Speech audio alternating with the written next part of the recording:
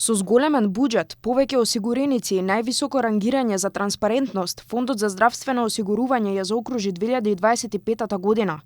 Фондот загрижал за над 1.840.000 осигуреници, со тренд на старење на популацијата, што значи дека бројот на пензионери расте побрзо од бројот на активни работници.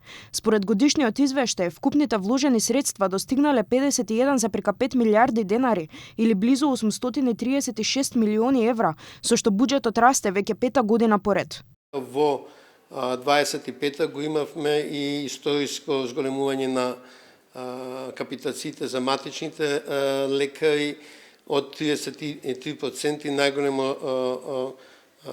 зголемување во повеќе од една деценија. Имаме раст на сите услуги и во болничкото лекување и во специфичните здравствени услуги. Дополнително, според извештајот, расходите за боледување и породилни надоместоци растат. За 22,9% се зголемени трошоците за боледувањата, а бројот на породилните отсуства, иако е ист, бележи зголемени надоместоци, кои се должи на зголемените плати.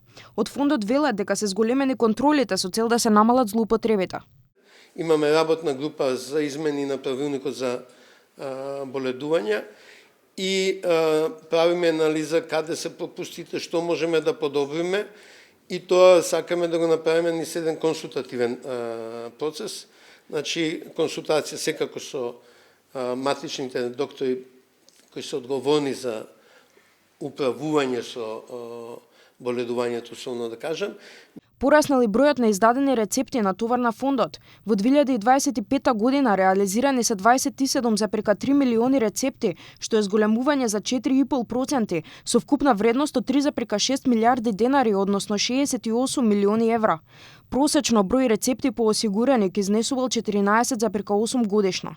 Според извештајот на Агенцијата за слободен пристап до информации, Фондот за здравствено осигурување во 2025 година се искачи од 45-тото на прво место како најтранспарентна институција во Македонија. Изминатата година беа воведени и 6 бесплатни инвитро обиди и беа дигитализирани дел од процедурите. Од фондот најавуваат дека ќе продолжат со подобрување на пристапот до здравствените услуги за сите граѓани.